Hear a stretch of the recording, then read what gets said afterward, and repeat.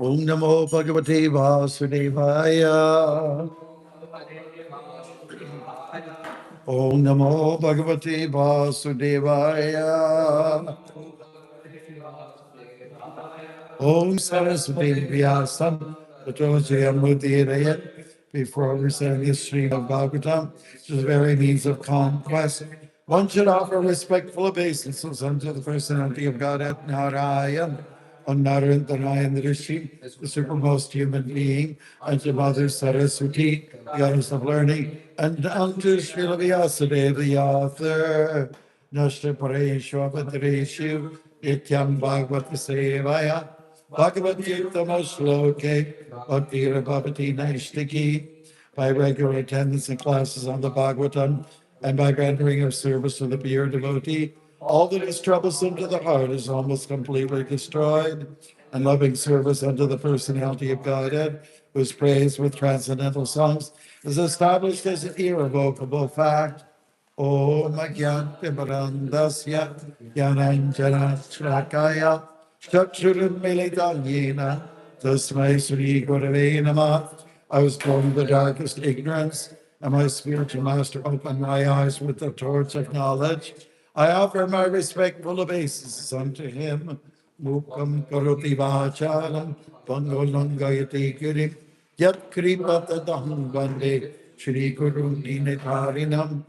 I offer my respectful obeisance unto my spiritual master, deliverer of the fallen souls. His mercy turns the dumb into eloquent speakers, enables the lame to cross mountains. Haribol.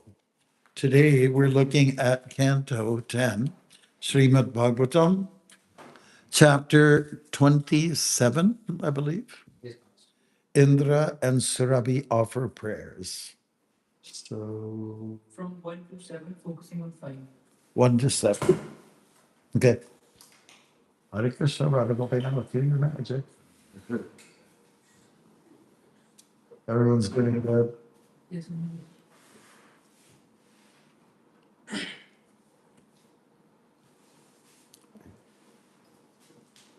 Okay. One. 1, 2, 1, 2, 3. Shukadeva Swami said, after Krishna had lifted Govardhan Hill and thus protected the inhabitants of Raj from the terrible rainfall, Surabhi, the mother of the cows, came from her plant to see Krishna. She was accompanied by Indra. Indra was very ashamed of having offended the Lord. Approaching him in a solitary place, Indra fell down and lay his helmet, whose effulgence was as brilliant as the sun, upon the Lord's lotus feet.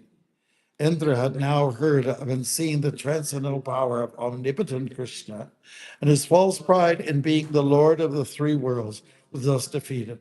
Holding his hands together in supplication, he addressed the Lord as follows. King Indra said, your transcendental form, manifestation of pure goodness, is undisturbed by change, shining with the knowledge and devoid of passion and ignorance. And it does not exist the mighty flow of the modes of material nature, which is based on illusion and ignorance.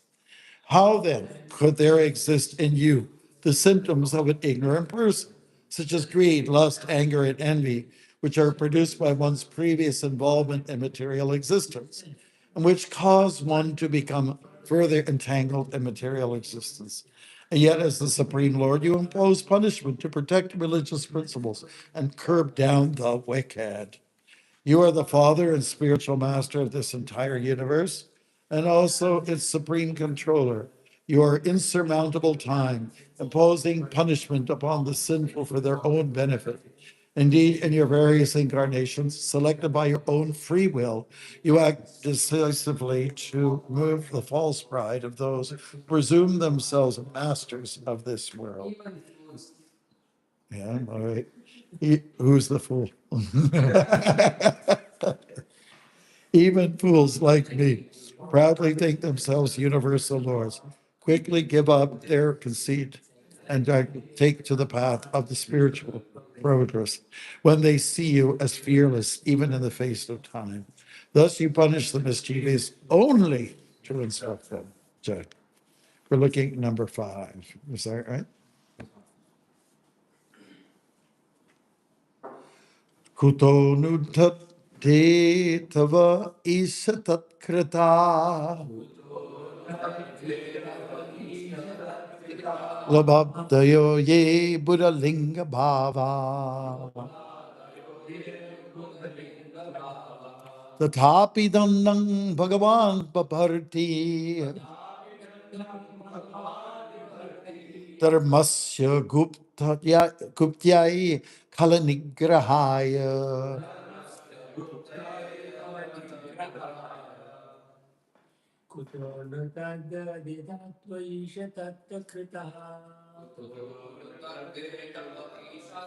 Tatkrita. Labhaya Linga Bhava. Tathapi Dandang Bhagavan Paparti. Dharmasya Guptyai Kalanigrahaya.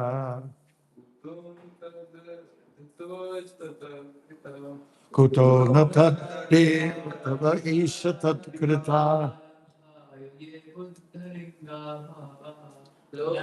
Yad Buddha Linga Bhava. Tathapi Dandang Bhagavan Vibharti. Dharmasya Gupyai Kala Nigrahaya. Excellent. Kutaha. How? Do certainly touch of that existence of the material body. Hetavaha, the causes. Isha, O Lord. Tatkrita, produced by one's connection with the material body. Loba adaya, greed and so forth. Yea, which a Buddha of an ignorant person. Lingabhava, symptoms. Tata api, nevertheless. Dandam, punishment. Bhagavan, the Supreme Personality of Godhead. Vibharati, wields. Dharmasya, of the principles of religion. Guptyai, for the protection. Kala, of wicked persons. Nigrahaya, for the chastisement. Translation. How then could there exist in you the symptoms of an ignorant person, such as greed, lust, anger, and envy, which are produced by one's free material existence, and which cause one to become further entangled in material existence? Yet, as the Supreme Lord, you impose to protect religious principles and curb down the wicked. Purport by His Divine Grace A.C. Bhaktivedanta Swami Prabhupada. It's a page and a third. All right. The complex philosophical statement by Indra may be analyzed as follows. In the first line of this verse, Indra refers to the main idea expressed at the end of the previous verse, namely that the great currents of material existence, which are based on ignorance, cannot possibly exist within the Supreme Lord. The words tat deitava and tat krita indicate that some causes the modes of nature to manifest, and that they in turn become the cause of that which caused them. In the second line of this verse, we find that it is material feelings such as greed,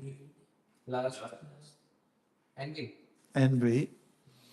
I'm sorry, it is lust. That's the first one. Envy and anger that cause the methods or the modes of nature to manifest, and that are themselves caused by the modes of nature. The example of this seeming paradox is as follows. When the conditioned decides to associate with the material qualities, he becomes Disgusting. Eaten.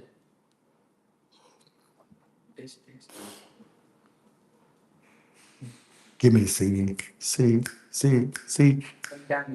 contaminated by those qualities. As stated in the Gita 13:22, Karanam Guna Sangasya said Yoni Jambasya. For example, in the presence of a seductive woman, a man may give to his lower instincts and try to enjoy sex with her. By his deciding to associate with the lower qualities of nature, those qualities manifest in him very powerfully. He is overwhelmed with lust and driven to try again and again to satisfy his burning desire. Yeah. Because his mind has been affected by lust, all that he does, thinks, and speaks will be influenced by his strong attachment to sex. In other words, by choosing to associate with the lusty qualities of nature, he has caused them to be powerfully manifest within himself. And eventually, those lusty qualities themselves will cause him to accept another material body suitable for affairs governed by those qualities. The lower qualities, such as lust, greed, anger, and envy, are a Buddha Linga Bhava, symptoms of ignorance. Indeed, as indicated by Srila Sridhar Swami in his commentary, the manifestation of the modes of nature is synonymous with the manifestation of a particular material body. It is clearly explained throughout the Vedic that the conditioned soul receives a particular gives it up, and then accepts another simply because of his involvement in the modes of nature. Karananguna Sangasya. Thus, to say that one is participating in the modes of nature is to say that one is accepting particular types of bodies suitable for the particular material qualities one is involved with. An ignorant bystander might have simplistically interpreted Krishna's past of lifting overdone as follows. The residents of Vrindavan are obliged by Vedic principles to make certain offerings to the god of heaven, Indra. Child Krishna, ignoring the position of Indra, usurped these offerings and took them for his own pleasure. When Indra tried to punish Krishna and his associates, the Lord frustrated Indra's attempt, humiliating him and exhausting his pride and resources. One last paragraph. But this superficial interpretation is refuted in this verse. Here, Lord Indra addresses Sri as Bhagavan, indicating that he is not an ordinary child, in fact, God. There, Krishna's punishing Indra was part of his mission of protecting religious principles and curbing down the envious. It was not a display of material anger or of greed for the offerings meant for Indra. Sri, his pure spiritual existence and his simple, sublime desire is to engage all living beings in the perfect, blissful, full life of consciousness. Krishna's desire to make us Krishna conscious is not egotistical, since ultimately Krishna is everything. And Krishna consciousness is objectively the best consciousness. Lord is really the humble servant of Krishna. In fact, he's now beginning to remember. Jai Hari Bol. Oh, glories to Srila Prabhupada. You did a great job, Bruce. Okay, let's look at it like this. Indra's made a few mistakes here and there, and he's done it a few times. That's a fact. This is another instance where he, let's say, took it that Krishna is puffed up, and when he is actually puffed up. It is said here that lust, anger, greed, and envy are, let's say, anartas. The first three that are mentioned, lust, anger, and greed, kam, krodh, lobh, they lead one to hell. Sorry to say. It's just the way it is. But regulations of these different fields is different. Okay? So one can be regulated with sex by being devoted to a person, having children through that person and just sticking it out, you know. And this is proper sex. Then we have anger. Is it good to be angry? No. Can one be angry sometimes? Yes. Yes. And that's when one is trying to defend, protect someone, like Hanuman said, you rascal, Rava, you jerk, more or less. He was very angry, right? And he had to be. Krishna was angry with Arjuna. Hey, man, what's going on? Fool number one, Prabhupada said, fool number one. He was angry in the beginning, but Krishna softened up after a while. Chaitanya Mahaprabhu was angry. Chakra. But it didn't quite happen. So, so really, we're looking at, he was threatening. It looked bad. That chakra coming down, being summoned, really intimidated Madai, Jagai and Madai. Madai was the worst out of the two. If you're trying to remember which went through the pot and started the blood flowing, Anityananda, it's Madai, mud. I had one person on my first walk across Canada, and he was from the UK, and his guru gave him the name Madai because I guess he had a bad, history, before he became a devotee. His name is actually Michael Cawthon, but he was given the name Madai. So he was driving, and by the way, he's an interesting person. I didn't know he had a criminal record. Anyways, but he was driving, and he was leaving me off of the spot from where I left off the day before. And this happened a few times. He'd drive up, to try to find out where we were. We didn't have cell phones in those days. So he's just driving up and down. And at some point, I mean, I guess he's so enwrapped in his thoughts and, he just passed right by. After he passed, hey, Madai! Finally, he'd meet us. Madai, did you have mud in your eye that you couldn't see me? So Jagai and Madai were, under fire by Shri Chaitanya Mahaprabhu. And then envy, I guess envy can be somehow challenged as well. We talk about these things in the play that we've done, the Age of Kali, how things can be transitioned.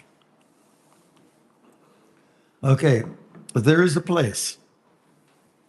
There's a place for these particular qualities. There's a place for us, somewhere a place for us. It's a West Side Story, if you want to know what the origins of that song is. And it's very beautiful because it's very inclusive. There's a place. There's a place for these nasties.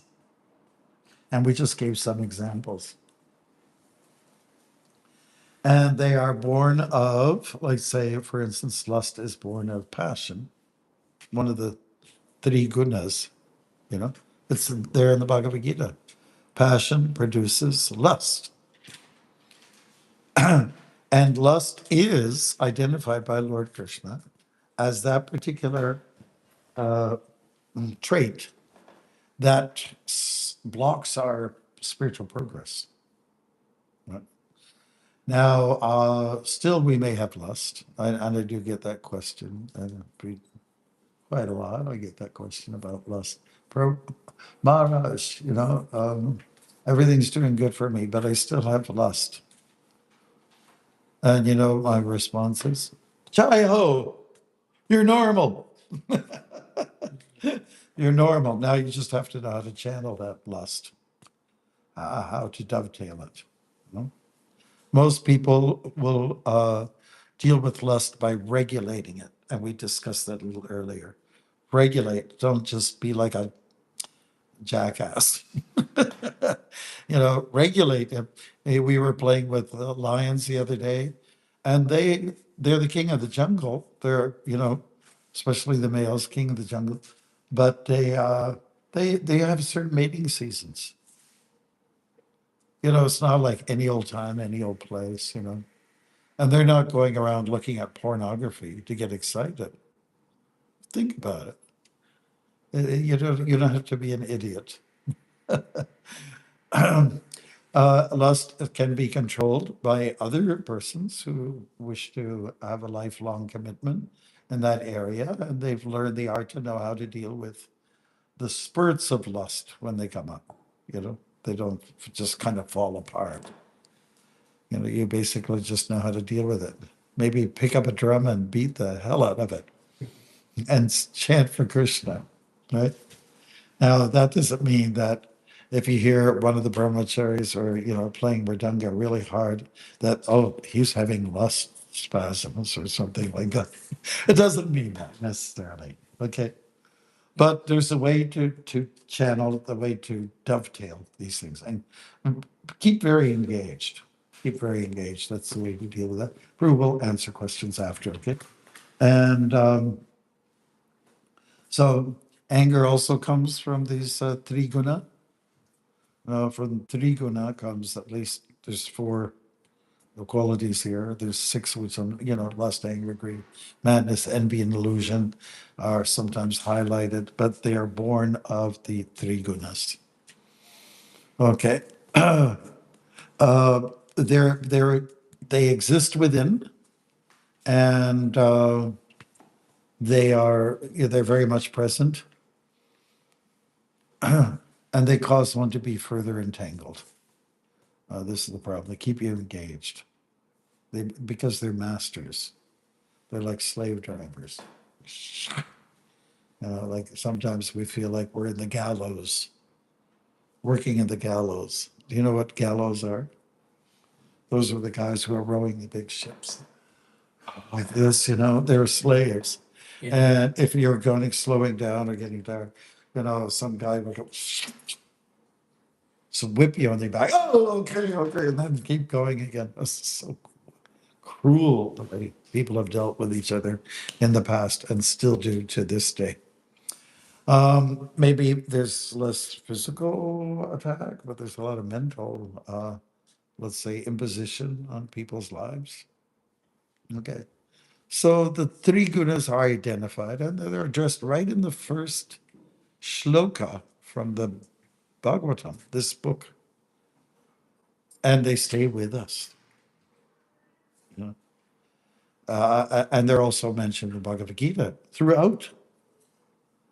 Three gunas, lust, anger, greed, madness, envy, and illusion, arise from these particular modes or energies. They are energies. That's what they are.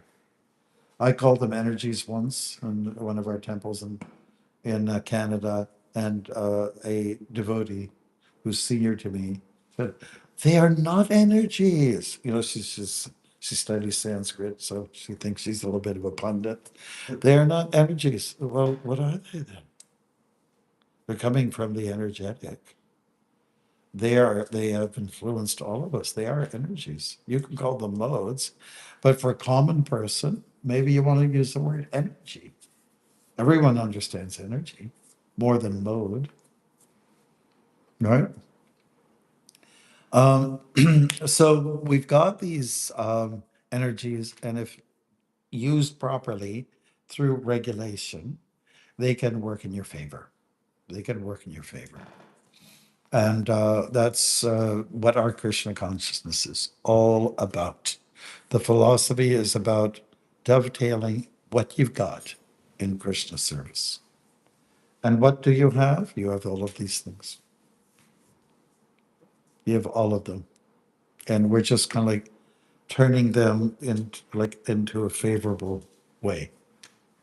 Yesterday we were walked on the path, from Eaton's Mall right to the waterfront. And we had to bend a little bit. It wasn't like a straight line because we asked different security guards, is a straight line down there? No, no, no, no, no, no. You have to twist and turn. You have to bend a little bit. Follow the signs. By the way, that's how you regulate your life. Follow the signs. Follow the directives. Don't just follow your heart necessarily. Don't just follow your feelings. That gets people into trouble. But follow the directives, how to deal with those energies, or how to deal with those particular, what we call Kali's, let's say cohorts, Kali's cohorts. How do you channel them? Channeling must happen. It has to happen. Now, here in Canada, they're always talking about, getting gas, gas pipelines, and this becomes very controversial. Uh, but there's a demand, oil, gas. They tried to make it, these what conduits? That's what they call it, I think. Conduits, straight Convicts. west. And I said it right, conduit. Yes, convicts. Okay. And sometimes the conduits can't do it, meaning you might have to make a turn, if you're constructing these pipelines, maybe there's a mountain in the way. Well, maybe you can bore a hole in the mountain. That's what they did with some of the railway lines. But maybe there's an easier way to do it. Maybe there's a better way to do it. Maybe there's a big river flowing in there. What are you going to do? You might have to go under a bit more. You have to, kind of adjust yourself a little bit. Well, learn the art of life really is to know how to move nicely. And it's in a forest, any forest, like some of us, we kind of simply remember we did the Bruce Trail. Yeah. I started from the southernmost part where they have it's at Queenston Heights. And there's the replica, little stand there to honor General Brock. He got killed, by the Americans. Then, but remember what it was like. I mean, people love the Bruce Trail. It's up, it's down, it's got to curve around. It's a challenge. That's why they like it. And there's some real champs that have done it in like record time, running that trail. And there are certain parts of the trail where you have those kind of like slate, those rocks, sediments that kind of like you wobble. So when you walk the Bruce Trail, you have to really keep your eyes on the ground. There are some flat areas, and this Bruce Trail goes all the way up to Tobermory. Remember, we went to your old house. Yeah. Yeah. Vaishnav was also there. Vaishnav. He was also there with us at the beginning. At the beginning, yes, at the beginning, yes, with his daughter and her now husband. Yeah, so it's really it's a beautiful trail. honestly. And many people do it in sections. But my point is that when you move in the world, it's never a straight line. I mean, that would just be bland. It would be boring. When I walked across Canada, I've had a lot of ride offers by truck drivers. And one of the reasons is they won't just want to talk to somebody, especially in the prairies where it's very flat and straight. And just, you know, so they just want to talk to somebody. They want to make friends. And you don't think truck drivers would be interested in a spiritual person, dressed like this, but they are.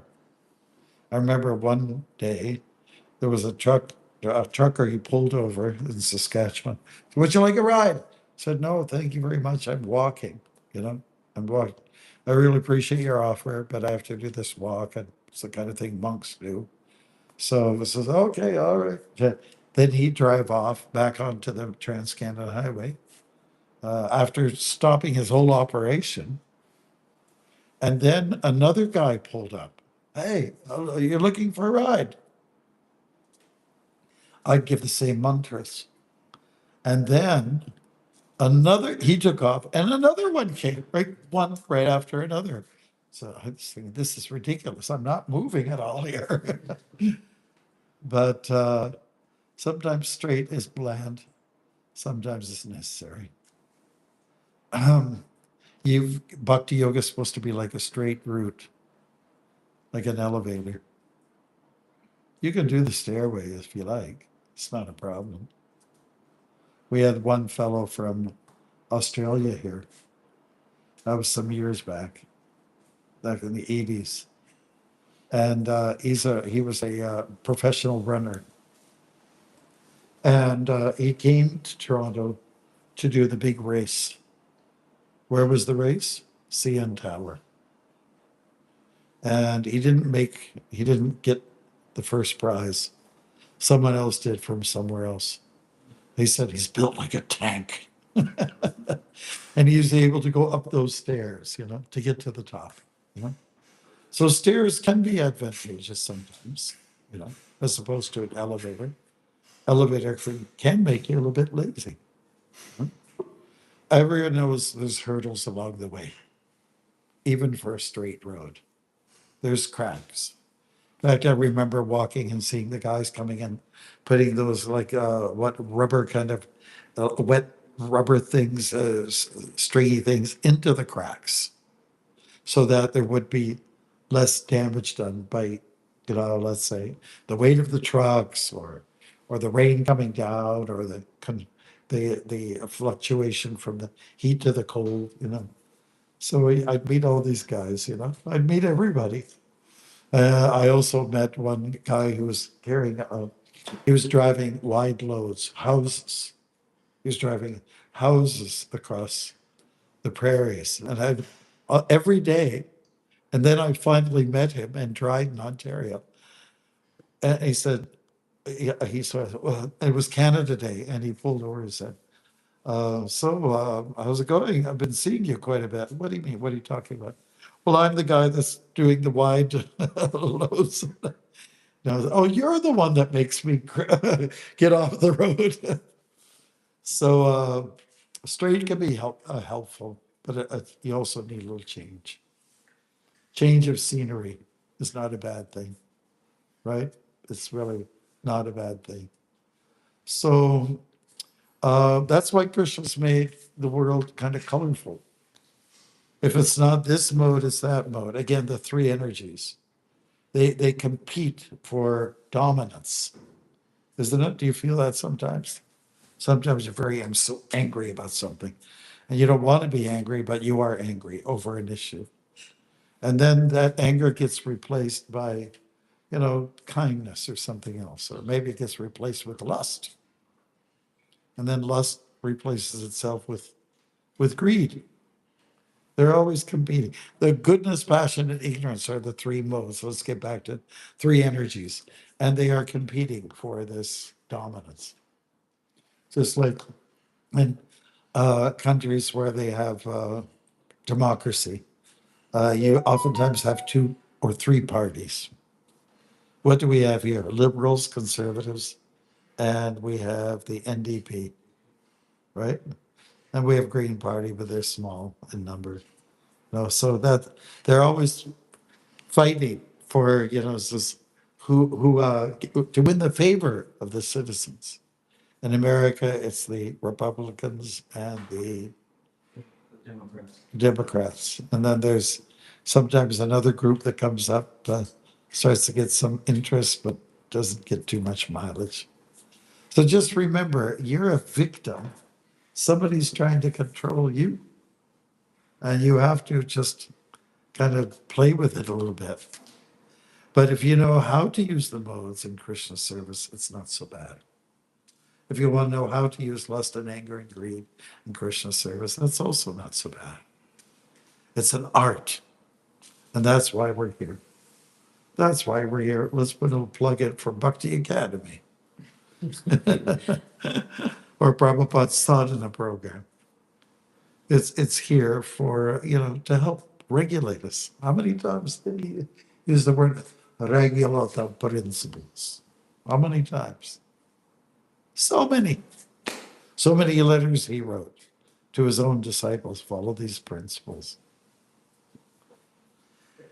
And then we can overcome. We shall overcome. This Indra and Surabhi are offering prayers. Indra's, did you catch on who's speaking here, Prabhus? Indra speaking. Yeah, that's right. He's speaking. And he's not on the list of the Mahajans that we talked about before. He's not. He didn't make it. He didn't make it on the list because he's naughty a lot of times. But when he's not naughty, he's great. He's great. And we got a little piece of the action this morning. We're walking in his fog. It's his fog, isn't it? Doesn't he create fog? Is there a fog god? I don't think so. I think it's Indra. Is there a snow god? I think it's all in his hands. Indra. We have to accept him, and he does a good job at keeping us humble. So does Vayu, so does Surya, so does Chandra. They keep us from being too puffed up. And that's the case. Indra got puffed up, and Krishna was trying to correct him. And where there's correction, there's sometimes punishment. In chapter 10 from Bhagavad Gita, Krishna does talk about his opulences. And, he does talk about punishment. Yamaraj.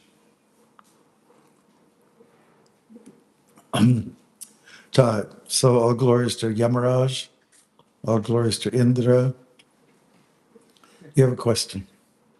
You want to make a remark? Yes. Yeah, could it be the calm, the lust? How to calm the lust? Calm is the lust. Kama. Calm. Yeah. What about it? I just want to know karma is. Oh yeah, kama is lust. Yeah. How do you calm kama? That's the question. Engagement. Maybe the food is too spicy. Make her tone down on the. And Shiva was being, it was quite calm being and nothing. The lust to marriage. Yeah, yeah. And he stayed with Parvati. He stayed with her. That's how you control your lust. Don't just jump around like some, wild ape, some rabbit. It's an ignorance. It is an ignorance or something. Ignorance. Yeah, but is it ignorance? Well, he got married. He was lusty over, one time he was lusty over Vishnu, who had a sex change, was Mohini Murti.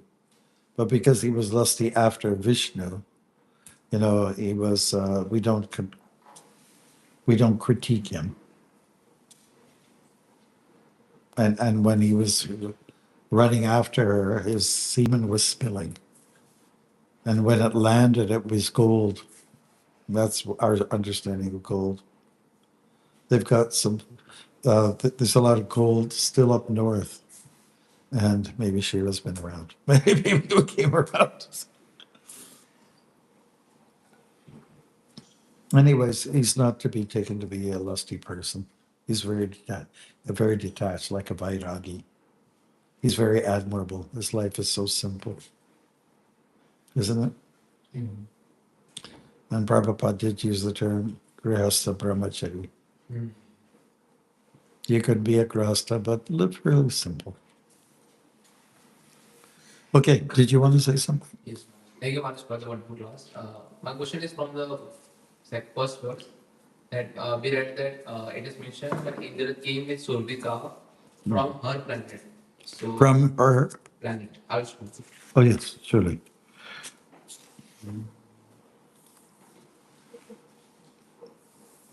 Hare Krishna.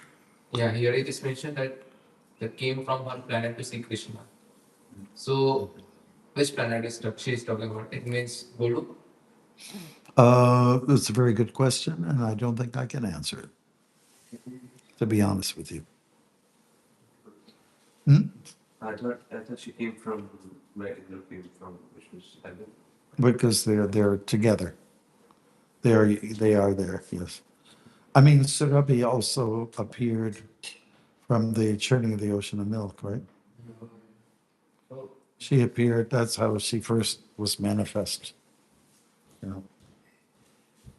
Yes. There are Surabi cows in both places, but this one came from Indra's place. It was because she came on behalf of Indra. okay. Yeah, there's lots of Surabhis. One of our devotees is named Surabhi. He lives in Brampton. Rajasi's wife is Surabhi. Such a wonderful lady. Good. Any other points? Okay. I just wanted to say, Maharaj, can we do a, like how you walk across Canada? Can you do a mini walk across Toronto with you? Yeah, we can do something like that. We could do like Eglinton or something like that. It goes diagonally. Yeah, something like Or we could go on the waterfront. yeah. What do you want to start at? What's the name of the place next to Toronto? West. Pardon? No, that's east. What's the other one? No, just east of Toronto. Etobicoke. You want to start at Etobicoke? Do you want to cross the 6th? Is that what you want to do? Scarberia, do you want to include that? We can also go from up to down or down to up. Downtown. Or we can go from, go from up north Young Street. and then come down to waterfront. You want to start at the beginning of Young Street? Yeah. Okay, that is just under 1,000 kilometers. Okay, we cannot do that. It's at a place called Rainy River. So, And it goes it's Highway 11. It goes all the way north and it comes down. But we can do Toronto if you want.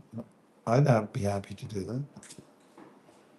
yeah, it's just like, To stay on the streets and meet people along the way.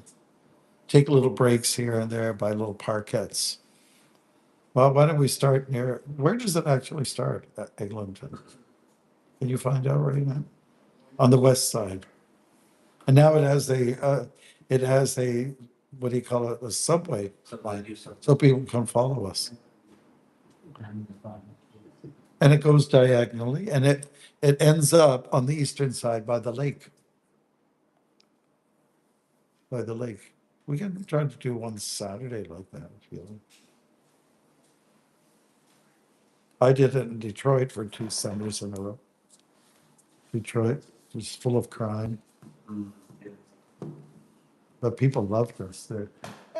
Hey, they'd say, where you guys been? You know, we went through a lot of black neighborhoods, like some of the real rundown neighborhoods. Then the rain came down. We went into a house, an abandoned house, where people steal the copper wires, and they steal even the toilets. And we were rained and rained, and we had to wait for them. Some of us had to pee, so if there's just a hole in the ground. Okay, Haribo. Is anybody up for walking? I'm up for that. You're up for that one. Is Eglinton a good? Would you Yeah. like? I'm really bad with geography. Okay, So it's kind of east-west, but we can start west we can and reach- ending up at the lake. I think yeah, that's the best way. nice. And then people can join us along the way. Somebody can just stay on the phone. And, We could like encourage the youth to join us. yeah, it'll be a youth program. And then we can have a pizza break. Somebody can make some prashadam and Yeah, have the it big. ready, and then you can live. In the What summer. is the length of the Egmont? Anybody know? And where does it start? In the West End. 23 kilometers. It's not bad. Where does it start? At Western? The West End side. It might start in Malton or something like that. Okay, Toronto, Mississauga border. That's where Eglinton is. Okay. Mississauga's not part of Toronto. We can still do Mississauga too. Yes, what are they? Okay. Well, I think people are going to be okay with 23. सिमरन ठाकुर की जय हो. Thank you for voice. I will go over. We got back.